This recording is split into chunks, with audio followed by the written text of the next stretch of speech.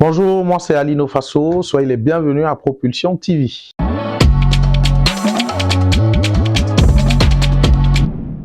Homme dévoué au service social. Alino Faso incarne une force bienveillante dans la société.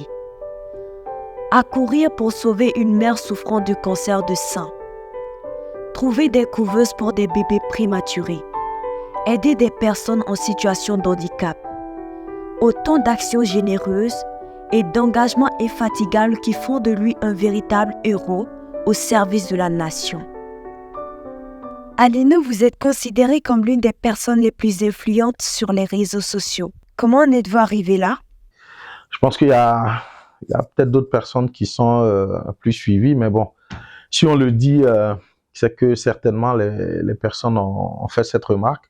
Moi, je suis sur les réseaux sociaux depuis 2010, avril 2010.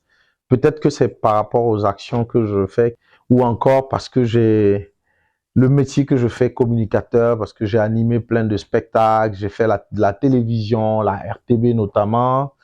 Peut-être que c'est un peu par rapport à ça. Dites-nous, qu'est-ce qui vous a motivé à utiliser votre audience pour aider les gens? Est-ce que j'ai utilisé mon audience? Non, je pense pas. C'est venu au fur et à mesure parce que les dons, pour ceux même qui savent pas, moi, je les ai commencés depuis 2012.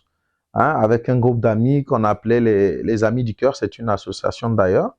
On est allé faire, je pense, une sortie récréative entre nous, et puis on avait cotisé un peu trop d'argent pour ce qu'on voulait faire, et on a décidé comme ça d'aller donner le trop perçu là à un orphelinat. Donc on a commencé en 2012 avec l'orphelinat du Home Kizito, pour ceux qui le connaissent. Et puis après c'est parti, on a fait plein de dons avec le groupe. Pour beaucoup de raisons, j'ai commencé à les faire de façon personnelle parce que les gens me sollicitaient en dehors du groupe et puis bon, ça m'a collé. Et moi-même, je suis quelqu'un qui a vécu tellement de drames dans ma vie, entre guillemets, que ça me permet d'avoir une autre vision sur les gens. Moi, j'ai eu un père qui a été assassiné en 98. Moi, j'ai perdu mon premier fils. Donc après, vous avez une autre vision de la vie. Vous voyez la détresse des autres. Vous savez lire parce que quand vous-même, vous avez traversé la détresse, vous savez lire la détresse chez les autres. Donc après, c'est plus facile. Vous avez entrepris pas mal d'actions. Quels sont vos résultats les plus significatifs depuis? Il y en a tellement. On a doté des hôpitaux en matériel, l'hôpital de Koudougou, l'hôpital de Waïgouya, la pédiatrie Charles de Gaulle. Mais je pense que l'une des actions les plus significatives, ce sont les couveuses qu'on a fait rentrer au Burkina. Ça, c'est extrêmement important. Je pense que c'est parti en 2016 d'un constat assez accablant. On a eu un SOS qu'on a lancé et Raïssa et moi, on avait été contactés. Raïssa Comparé, qui est ma sœur, ma petite sœur, avec qui je fais toutes les actions.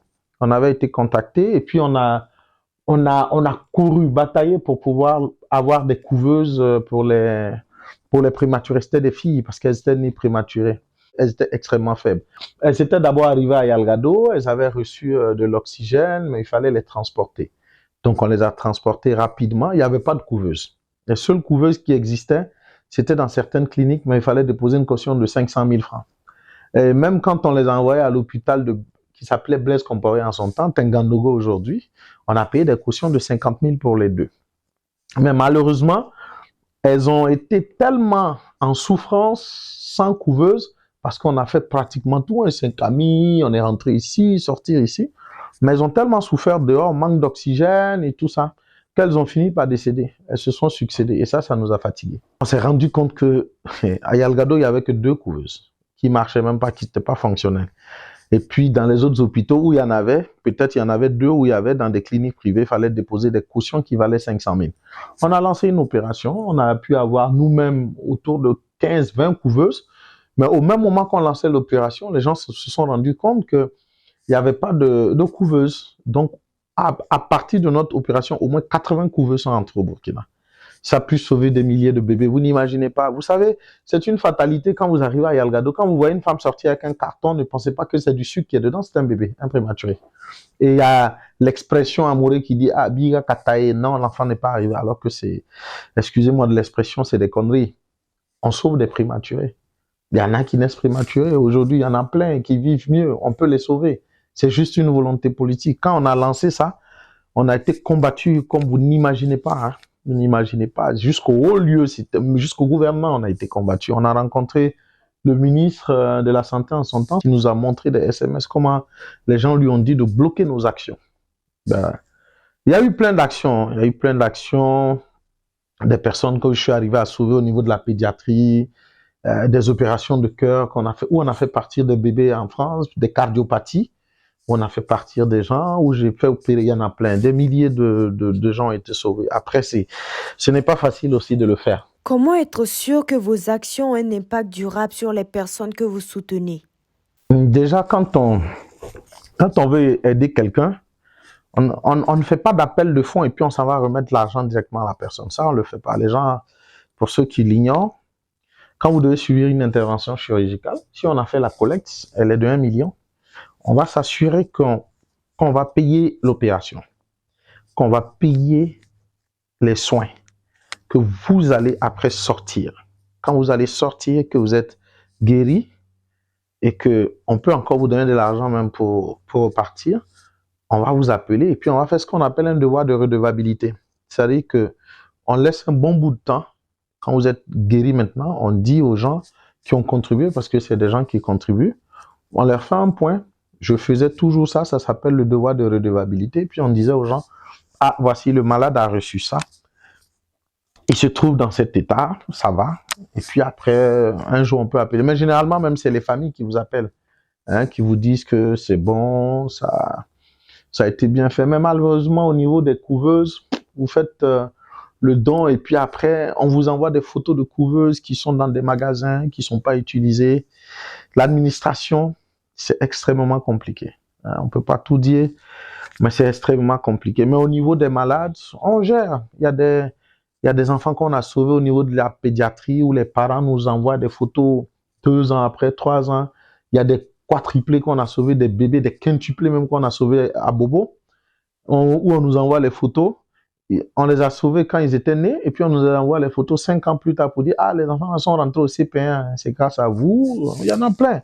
Il y a un petit qui avait une bosse sur le dos. Le petit faisait 38 kilos. Sa bosse à elle seule faisait 11 kilos. On l'a envoyé à Chifra avec le docteur Zamtako et puis ses collègues. Ils lui ont fait une chirurgie. Vous savez ce qu'on lui disait au village, que c'est une malédiction, que ça ne peut jamais quitter sur son dos. Quand j'ai vu ça, j'ai contacté son père. Il a quitté, c'est après Banfora, dans une zone là-bas, vers chez moi. Il a quitté, il est venu. On a opéré, on a enlevé, on a montré la bosse à son père qui faisait 11 kilos. Aujourd'hui, il est premier de sa classe. Il est au CM2. Ben, donc, on est arrivé à sauver des gens. Il y en a aussi qui ne survivent pas, malheureusement. C'est parce qu'il y en a qui nous contactent tard, où la maladie a pris trop d'ascension, ou bien il y a les cancers que vous connaissez. On arrive à sauver la personne, et puis après plusieurs années, il y a une métastase, ça revient encore, c'est compliqué. Et c'est difficile pour nous de faire une collecte 2 fois pour la même personne parce que les gens sont fatigués un peu, parce que les collectes, c'est extrêmement sensible. Mais on arrive quand même à gérer. Travaillez-vous avec des organisations caritatives ou des groupes communautaires? Non, est-ce que je travaille avec des groupes? Je travaille avec personne. C'est trop compliqué avec les groupes. Quand vous faites une action à 2, vous êtes 2. Ça devient même compliqué. Si vous êtes 3, ça devient compliqué. Si vous êtes 4, ça devient compliqué. Et puis les organisations, il y a plein d'organisations qui me contactent, hein, les associations, hein, qui m'envoient un malade. Bon, on est l'association de temps. Je fais la collecte, on aide le malade. Il y en a qui me contactent. Mais dire que j'ai des affiliations avec des associations, des organisations, non, même pas du tout. Comment gérez-vous votre audience? Comment faites-vous pour toujours rester crédible aux yeux des gens et les amener à réagir à vos collègues de fonds? Gérer mon audience. Franchement, moi, je suis quelqu'un, je calcule pas. Je calcule pas. Moi, les histoires d'audience, d'influenceurs, j'ai même dit à mon frère, j'ai dit, il faut pas m'appeler influenceur parce que je ne suis pas influenceur. Je ne suis pas activiste. Pour moi, si vous partez regarder la vraie signification d'influenceur, vous allez voir que c'est tout autre ce que nous on fait. Après, par abus de langage, les gens vous appellent influenceur. Moi, je n'influence personne. Selon moi, hein. Je ne cherche pas à gérer une audience. Chez moi, c'est du tic au tac. Je me lève le matin, il y a une actualité, je gère. Il y a ça, je gère. par rapport à la crédibilité, mais c'est les actions que vous posez sur le terrain. Et puis après, les devoirs de redevabilité que vous faites, mais même après ça, on vous attaque très sérieusement. Hein. Voilà, chaque jour, moi, je suis habitué. Moi, on m'a tellement attaqué sur les réseaux sociaux. Après, il faut être fort dans la tête. Surtout ça. Quand vous commencez ce genre de choses, si vous n'êtes pas fort dans la tête, arrêtez tout de suite. Parce qu'on vous attaque de façon personnelle, on essaie de toucher votre famille, on essaie de toucher votre intégrité morale, on vous dénigre un peu partout, des gens même qui ne vous connaissent pas. Mais c'est comme j'ai dit, dans toute chose que vous faites, c'est le nombre que vous regardez. Surtout au Burkina, on regarde plus les choses qui nous détruisent que les choses qui sont positives. Vous avez 10 personnes, il y a 8 personnes qui vous aiment et il y a 2 qui ne vous aiment pas. Mais vous êtes toujours enclin à regarder les 2 personnes comme si c'était elles qui étaient le plus important. Mais et les 8 personnes qui vous aiment là, c'est eux qui sont le plus important. Vous ne pouvez pas faire l'unanimité. Si vous faites l'unanimité, vous devenez un problème.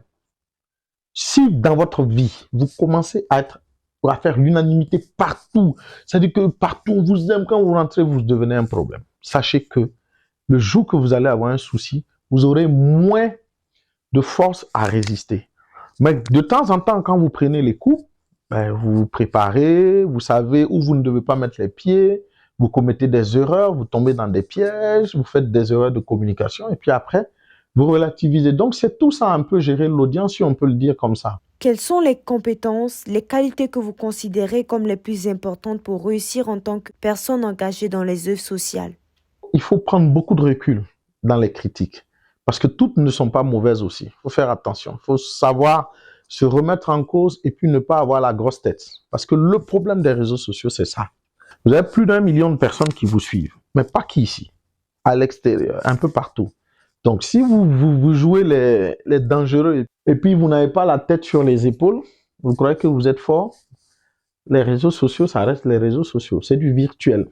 Vous n'êtes pas fort tant que vous n'avez pas le soutien de ces gens-là.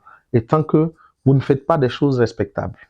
Donc voilà un peu comment est-ce qu'on arrive à gérer les choses sans se prendre la tête. Comment pensez-vous que les réseaux sociaux peuvent contribuer à résoudre les problèmes sociaux? Il faut savoir comment les utiliser. Il y a plein de gens qui sont sur les réseaux sociaux qui aident. Vous avez Raïssa Comparé, vous avez Mili Martha qui aide les gens, vous avez d'autres personnes qui proposent des cours gratuits, vous avez des associations qui militent. C'est un couteau à double tranchant, mais je pense qu'il y a plus de positivité que de négativité. Tout dépend de ce que vous voulez faire. Après, les réseaux sociaux aussi, il faut faire beaucoup attention parce que c'est le monde du virtuel. Donc, faites attention aux arnaques aussi parce que ça existe. Mais sinon, il y a beaucoup de personnes qui utilisent les réseaux sociaux pour aider. Il y a des associations, Bertrand Traoré, joueur international burkinabé, il y a une association, Alain Traoré le fait, beaucoup de gens ont aidé. Vous avez Aristide Vancé qui le fait avec les centres de formation.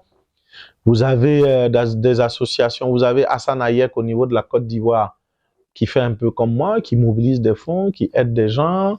Il faut simplement, quand vous commencez, que vous puissiez mettre un peu plus de sérieux dedans, voilà, que vous sachiez un peu les dangers aussi des réseaux sociaux, parce que le virtuel, on ne sait pas qui se cache derrière les profils, sinon on peut les utiliser.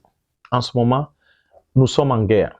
Il faut aider nos autorités à gagner cette guerre-là, par des messages conscients, par des messages qui galvanisent nos troupes, nos FDS et nos VDP, parce que c'est dans la paix qu'on peut avoir des entreprises, c'est dans la paix qu'on peut aujourd'hui penser à l'école de ses enfants, c'est dans la paix qu'on peut penser à se marier et à construire une société. Tant que nous n'aurons pas de paix, tant que quelqu'un qui est à Kaya, qui est à Dori, qui est à Gorom ne dort pas, et que vous êtes à Ouaga, vous pensez que vous avez la paix, c'est que vous n'avez absolument rien compris. Il faut que nos frères qui sont là-bas, les 1 700 000 PDI puissent retourner chez elles et qu'on puisse avoir un Burkina qui se réveille et qu'on est en train de construire. Pour terminer, je dirais simplement que courage en tout cas au président Ibrahim Traoré et à tous les membres du gouvernement, au FDS, au VDP et que Dieu bénisse le Burkina.